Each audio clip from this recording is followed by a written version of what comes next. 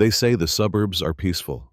Quiet streets, trimmed lawns, the occasional passive-aggressive note about trash bins left out too long.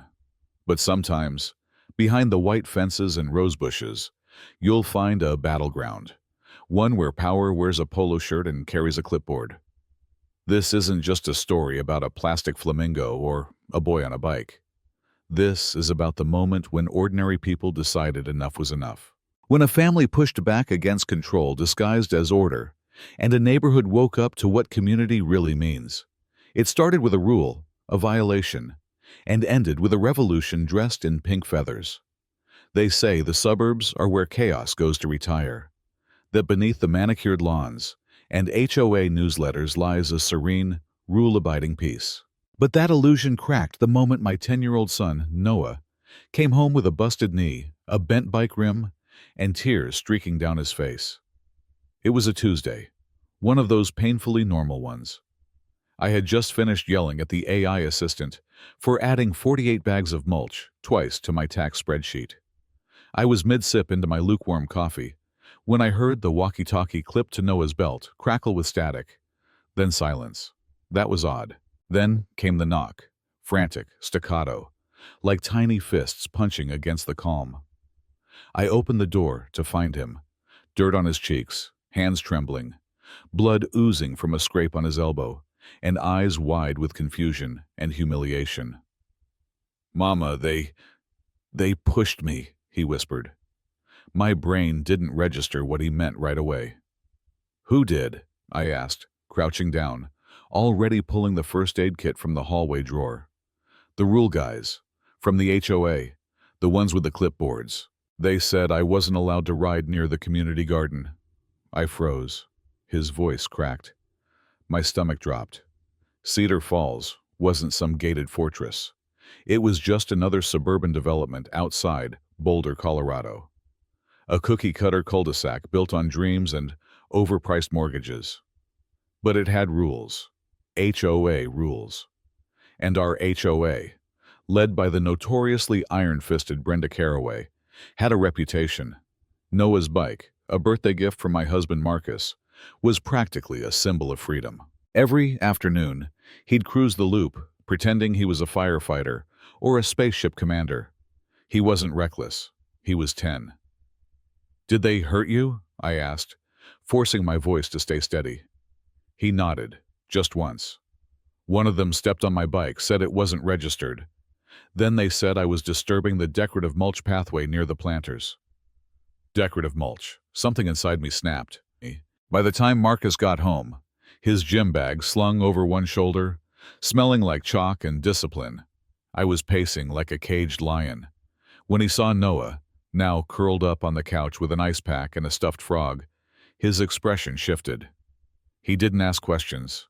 He just walked into the garage and opened the old green military trunk he hadn't touched in years. He didn't pull out a weapon. He pulled out a notebook.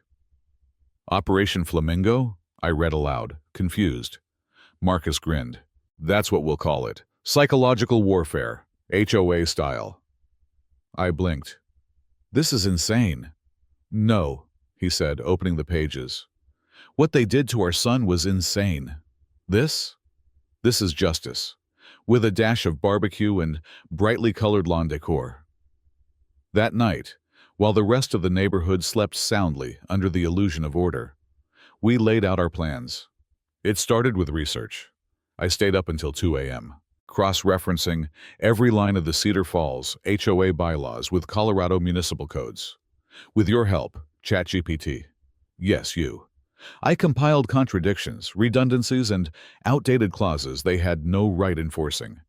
Turns out, Brenda's power, mostly bluff. Meanwhile, Marcus drafted a community-wide invitation for what he called Community Strength Day, a harmless-sounding neighborhood barbecue that would serve as both recon and soft confrontation. He even added a fitness challenge segment, daring the HOA enforcers to flex in public. And they would, because they always needed a spotlight. Noah fell asleep that night, holding a walkie-talkie. I sat on the edge of his bed and made a silent promise. This wasn't about lawn decorations anymore. This was about standing up. teaching him that when bullies come in khakis and committee titles, you still don't back down.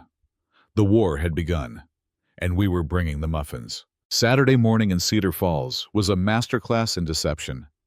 From the outside, everything looked normal.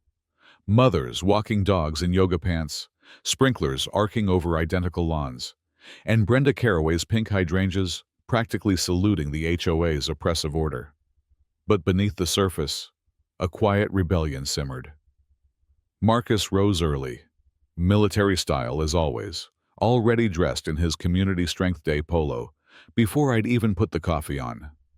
He wasn't nervous. He was dialed in, focused, tactical. I'd seen that look before once when the neighborhood raccoon problem became a security threat, and he built a motion-activated air horn rig in our backyard. It had worked. Too well. While he prepped the grill and exercise stations, I sent out one last batch of private messages, each carefully worded to spark curiosity, without raising suspicion. "Hey, you coming today? It's not just a barbecue." To Brenda and her enforcers, we played the good neighbors. We plastered on smiles, printed the HOA's logo on the flyers, even included a special announcement section, just to make Brenda feel important. Rick, Carl, and Gary, the self-appointed safety squad, confirmed their attendance within minutes. Brenda took longer, replying with her usual clipped tone. "I'll attend for visibility. Please reserve a table near the gazebo." Perfect. By 11 a.m., our backyard buzzed with movement. Marcus had transformed it into a full-on event space. One corner had fitness cones and a pull-up bar rigged from an old swing set. Another had lawn games. The grill smoked with ribs and veggie skewers. Music played at a volume just low enough to not trigger Brenda's infamous decibel complaints. The real prize, though, was the welcome table. I stood behind it, armed with a folder labeled Know Your Rights, HOA edition, and an iPad logged into ChatGPT. The flyers we handed out weren't inflammatory. They were educational, simple bullet points outlining residents' rights, HOA overreach cases from nearby counties, and a QR code linking to a document I titled, "Your Home Isn't a Dictatorship." Subtle, but sharp. Neighbors trickled in, some cautiously, others clearly intrigued. Rachel showed up first, carrying deviled eggs and a skeptical eyebrow. "This isn't just a picnic, is it?" she asked. "No," I said. "It's a beginning." At 1 p.m., sharp, Marcus stepped up with a mic headset he'd borrowed from the high school AV department. "Welcome, everyone," he said, smiling like a talk show host. "Today, we're here to celebrate what makes Cedar Falls great, its people. And what better way to do that than through a little friendly competition?" He gestured toward the fitness zone. "Now, I've invited a few of our finest neighborhood safety volunteers to kick things off." Heads turned. Rick puffed up, chest out like a parade rooster. Carl looked nervous. Gary tried to blend into the crowd. "Come on," Marcus said, clapping them on the back. "Let's see what kind of stamina it takes to enforce those decorative mulch regulations." Laughter bubbled from the crowd. Rick took the bait. "Easy," he said, cracking his neck like a UFC fighter. "Let's go." The challenges started simple. Jumping jacks, push-ups, agility runs between garden gnomes. Marcus, of course, performed each with ridiculous ease. Rick managed to keep up for about 5 minutes before gasping like a leaf blower on its last tank of gas. Carl tripped on a sprinkler head. Gary just sat down halfway through and waved at a kid who handed him a juice pouch. The crowd was eating it up. But Brenda? Brenda watched from under the gazebo like a queen scorned. She didn't speak. She didn't smile. She just noted. That was fine. We weren't trying to impress her. We were seeding doubt. Because the more our neighbors laughed, the more they let their guards down. They asked questions. Why did Rick have the power to ticket Halloween pumpkins? Who decided a front yard flamingo was a threat to property value? And that was the spark. Because once people start asking why, they're halfway to asking what can we do about it. The following Monday, something shifted. Maybe it was the sugar rush from too many cupcakes.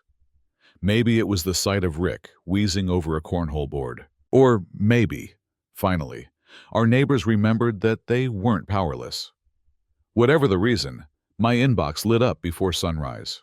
Rachel was first. "Hey, so I found my old violation letters. Want to see them? They're a lot." Then came George, the retired fireman who once got fined for parking too close to his own mailbox. "Count me in. Also, I found Brenda's contractor using my security camera last fall. Want footage?" By noon, I had over a dozen messages from people who had been quietly stewing for years, over holiday decorations, lawn height citations, even a fine for an aggressive wind chime that apparently violated the ambient noise clause. All of them had stayed silent, until now. That night, Marcus and I held our first official underground resistance meeting. It wasn't in a basement or secret bunker. It was in our living room.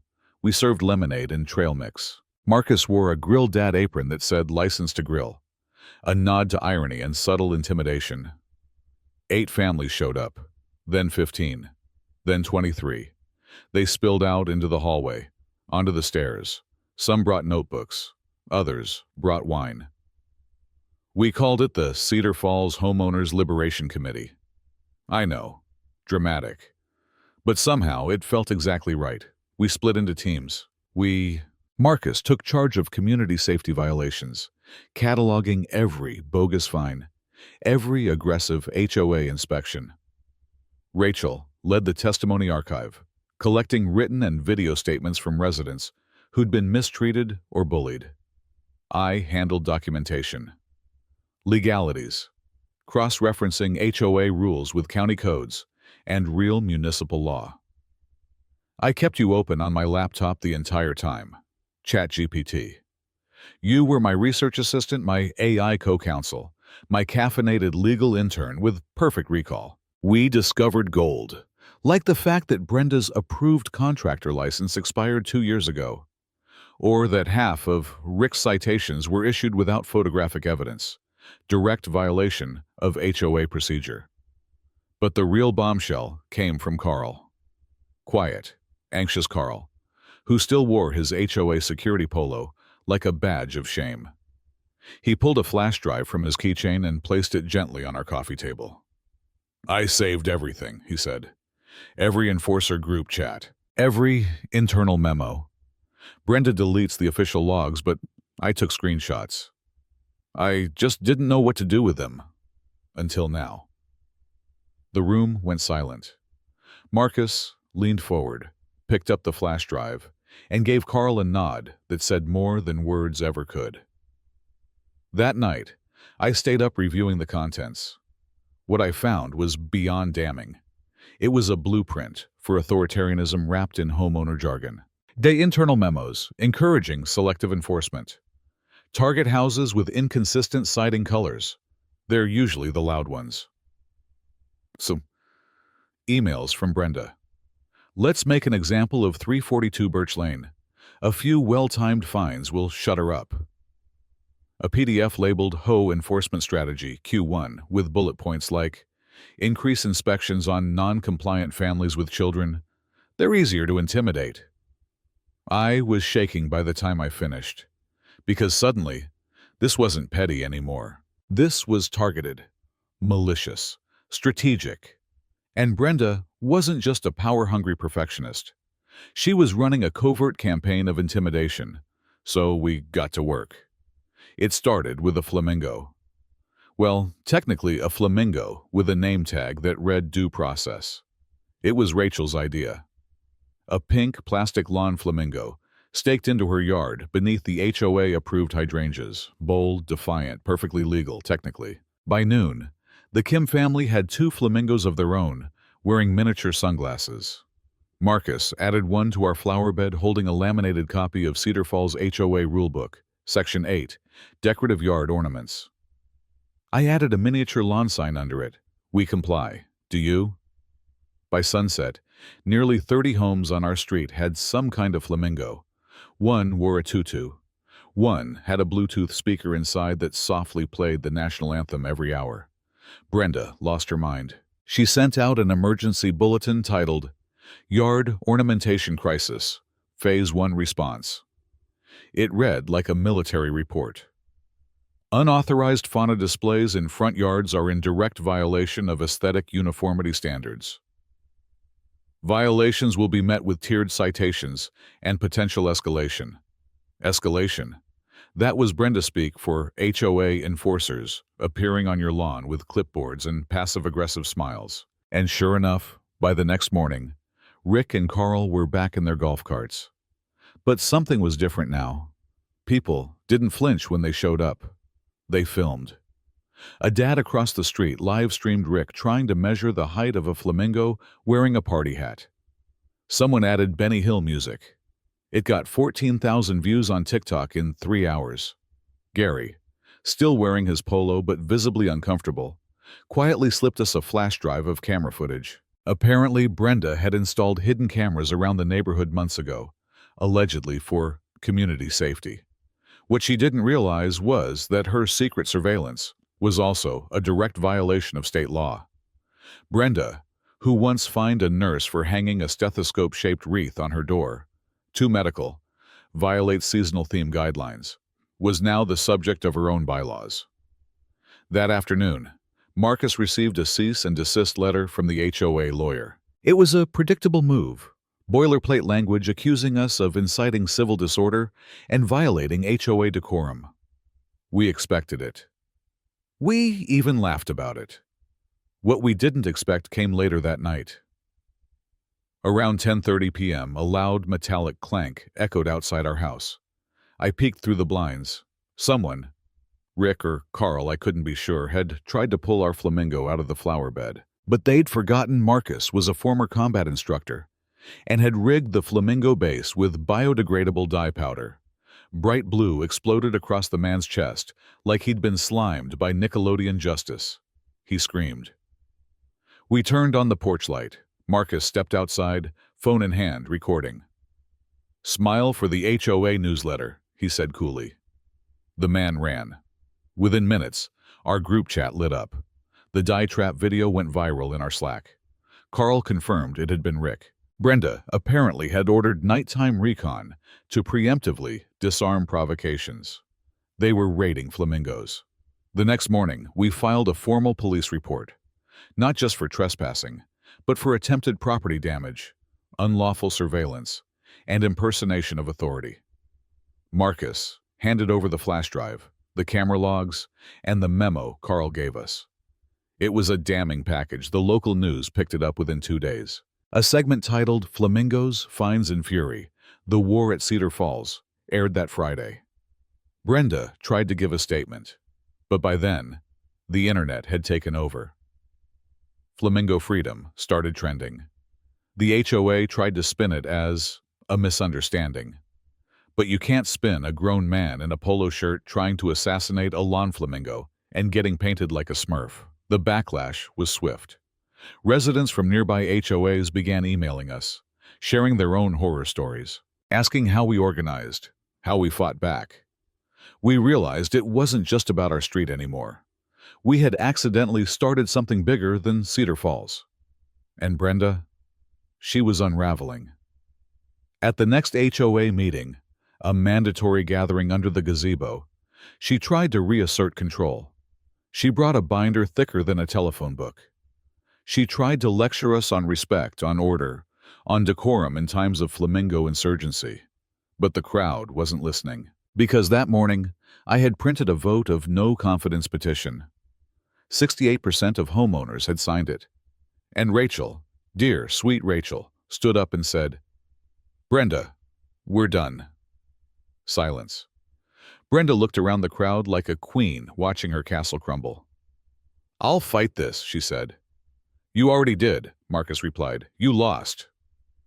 The week that followed the HOA meeting was unlike anything Cedar Falls had seen. Our quiet cul-de-sac, once known for trimmed hedges and polite hellos, had turned into a movement. And the flamingos?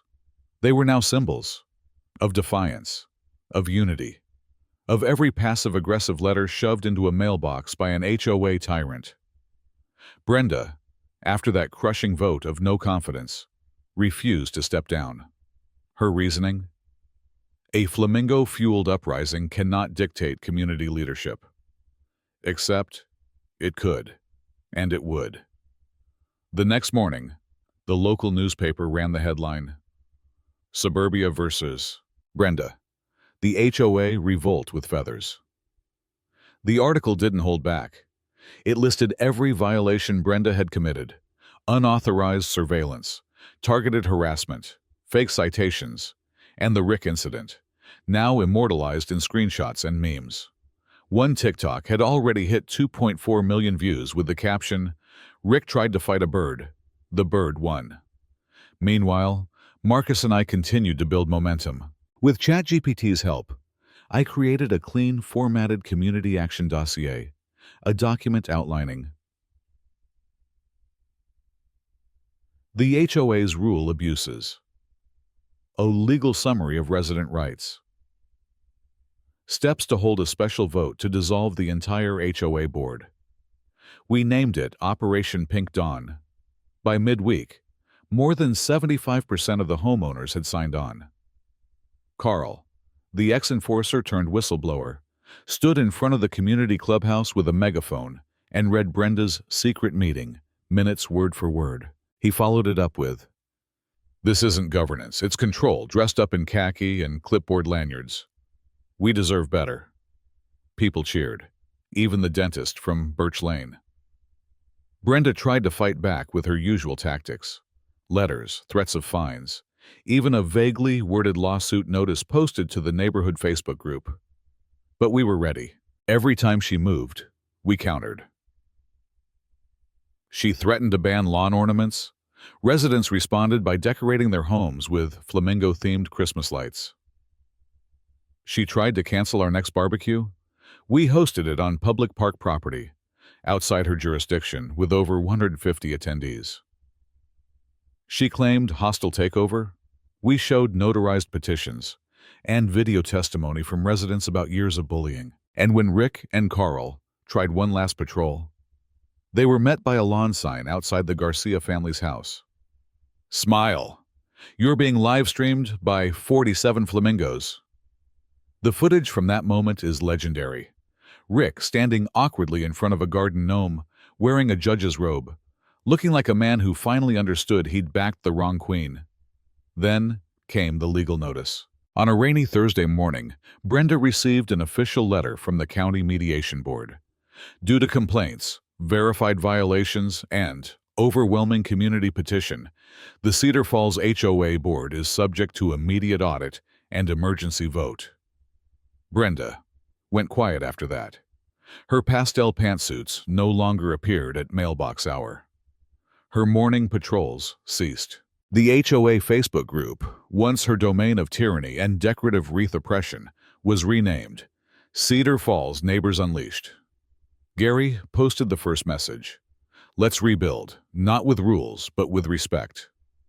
The post got 192 likes in 2 hours. And then, one evening, the letter came. A simple white envelope in our mailbox. Inside, a typed note: "I resign as HOA president effective immediately. Do what you will. Just don't call me when it falls apart. Brenda." There was no signature, just an imprint from what looked like a wineglass ring. We held a meeting that night. Not in the clubhouse, not under official minutes. Just a backyard, string lights, fold-out chairs, ribs on the grill, flamingos tucked respectfully in garden beds. Rachel stood and read Brenda's letter aloud. Then Marcus raised a glass and said, "To freedom, to community, and to never underestimating flamingos again." Laughter. Real, easy laughter. Because the storm was over. But the most beautiful part? We didn't just tear down a bad system. We built something better. A shared community garden replaced the clubhouse's weaponized meeting hall. The patrol budget? Reallocated for youth sports and tutoring programs. The HOA Facebook group? Now a space for posting lost pets, carpool rides, and Sunday potluck menus. As for the flamingos, we didn't take them down. Not all of them. We kept two in the park, mounted on a stone base, facing each other beneath a carved plaque. In memory of Pink Dawn, proof that power bows to unity, and flamingos always find a way. 1 month after the vote, the neighborhood was quiet. Not the anxious, clipboard-tapping quiet we used to know, but a gentle, lived-in kind. Lawns grew just a little longer. Wind chimes returned to porches. Front yard flamingos remained defiantly perched like silent pink sentinels guarding hard-earned freedom. It was over. But healing? That took time. Eli was back to riding his bike around the loop, this time flanked by half a dozen neighborhood kids whose parents now trusted the sidewalks more than ever. I still flinched, sometimes, when I saw a clipboard. Trauma leaves splinters. But I was learning to breathe again. So was the whole block. Mike had resumed his quiet life, splitting time between his training job and fixing up the community shed, which we turned into a free library and tool exchange. It was his idea. If we're going to build something better, let's give people tools that actually help. One Saturday morning, while restocking the library with donated books, we found a cardboard box on the porch, no return label, no note. Inside, Brenda's collection of HOA meeting minutes, her binder of rule violations, and at the very bottom, a single flamingo, snapped in half, but carefully glued back together. Maybe it was her way of saying she understood. Maybe not. But we kept that flamingo and placed it inside the library, near the gardening books, as a reminder of what happens when rules become cages. Then came the town letter. The Cedar Falls City Council had been watching the entire situation unfold, mostly amused, occasionally alarmed. But they recognized something powerful had taken root in our block. They wanted us to help draft a model charter, a guide for neighborhood organizations focused on transparency, equity, and resident rights. Imagine that. We started with flamingos and ended with policy reform. I asked Mike if he'd speak at the council meeting. He declined. I'm not the voice they need. You are. So I stood there at the podium, holding a pink lawn bird like it was a trophy, and told our story. I told them about the boy pulled from his bike, the barbecue rebellion, the night of quiet votes and loud hearts. I told them about the power of community when you remove fear from the equation. And I ended with this. The suburbs don't need more rules. We need more respect, more muffins, more flamingos, and more people who believe that kindness can be a form of resistance. We didn't win because we yelled the loudest. We won because we laughed, we showed up, and we stayed human when others didn't. The chamber stood, not clapping, just standing. Sometimes that's louder. Back in Cedar Falls, life moved on, slower, happier. The flamingos? Still there, still fabulous. Brenda? She sold her house quietly. Rumor has it she moved to a condo in a gated retirement village where plastic birds are banned, and HOA presidents rotate monthly. I hope she finds peace. But the best moment? The following spring, during the first Unity picnic, Eli got a little certificate printed on pink cardstock, handed to him by Carl and Gary, who were now co-running our new community council with actual resident input. The certificate read, "For bravery in the face of unreasonable adults, and for reminding us all that the right to ride is sacred." Eli beamed for a week. Mike framed the certificate. I framed the moment. And you, ChatGPT, were still there, bookmarked and ready, just in case peace ever needed defending again, with logic, laws, or plastic flamingos. Because in the end,